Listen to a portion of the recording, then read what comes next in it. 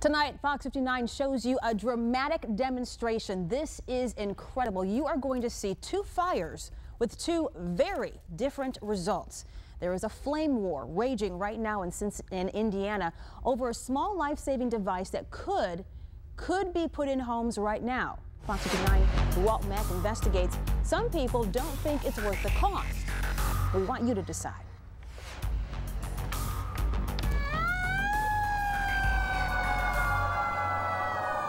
I ran out back, saw the fire. It was pretty scary. As soon as I turned the corner, I said, get out of the house and call 911. It started here. The barbecue grill caught fire.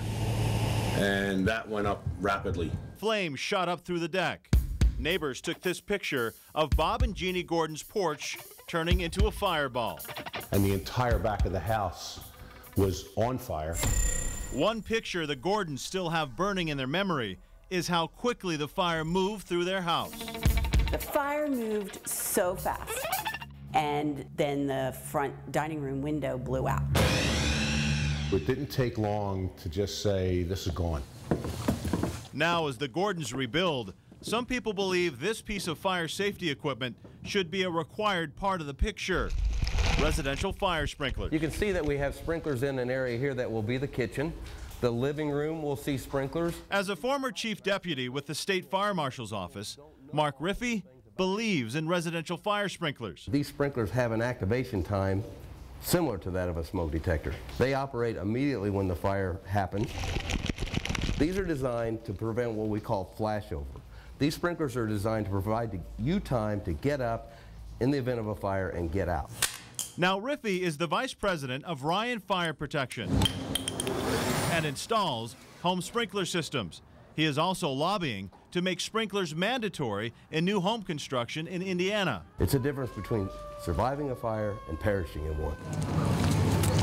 And he's willing to prove it. He built two identical rooms, but one room will have a fire sprinkler.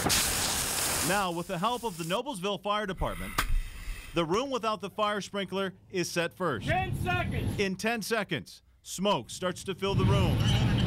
By now, the smoke alarms would be going off. 30 seconds. The ceiling temperature is reading 300 degrees. And you can see the smoke starting to bank down. At the 1 minute mark, the room fills with black smoke. Fire moves to the couch and the floor. The ceiling temperature is now at 600 degrees. 115. At this point, the chances of survival are slim. At around the 3 minute mark, the room flashes over. No one is getting out. The fire moves too fast. We're going to go ahead and set another fire, but this room has fire sprinklers.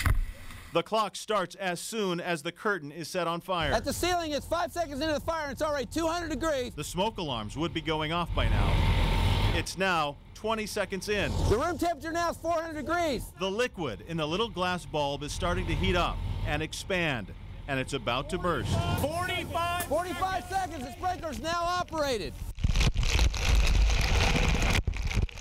There is a dramatic difference in the damage to the two rooms.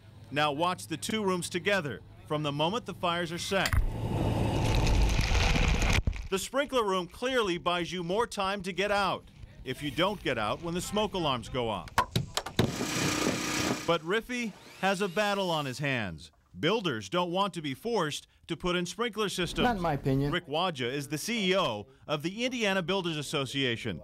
He's lobbying against mandatory residential sprinklers in new home construction. We are not opposed to fire sprinklers in homes. We are opposed to them being mandated in a minimum statewide building code. Wadja says new homes with the current building codes and firewalls are safer than ever. For example, smoke detectors are now hardwired and interconnected in all new homes built in the state of Indiana.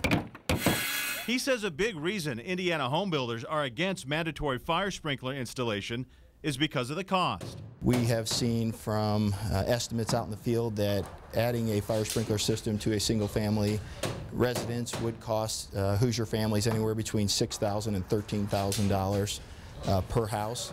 That is a cost that would price out thousands of Hoosiers across the state from being able to afford a new home. You got one right here. This is another one here. There you go. They're pretty nondescript. They blend in real nice.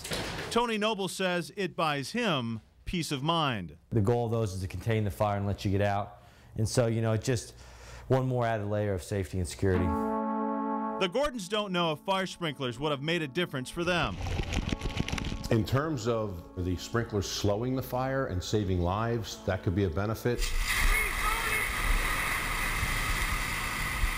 In terms of if they're thinking, or if anyone's thinking that it'll diminish loss, I'm not certain.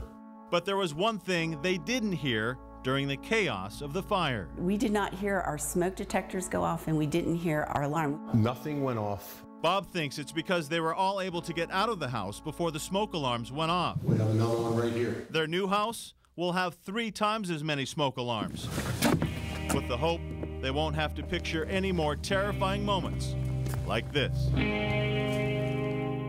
The fire sprinkler went off in 45 seconds. This little device giving you valuable time to get out alive if you don't hear the smoke alarms. Despite the evidence, it looks like this flame war will rage on. Senate Bill 512 that would look at making residential fire sprinklers mandatory in Indiana probably won't get a hearing this session. So far, only 2 states, California and Maryland, have mandated residential fire sprinklers for new construction. Walt Mack, Fox 59 News. But there's no denying how dramatic that video is to show how the sprinklers really do work in many cases. We've all seen fires in person. They can spread so quickly, so I think every little bit, you can never be too careful. All right. It's amazing.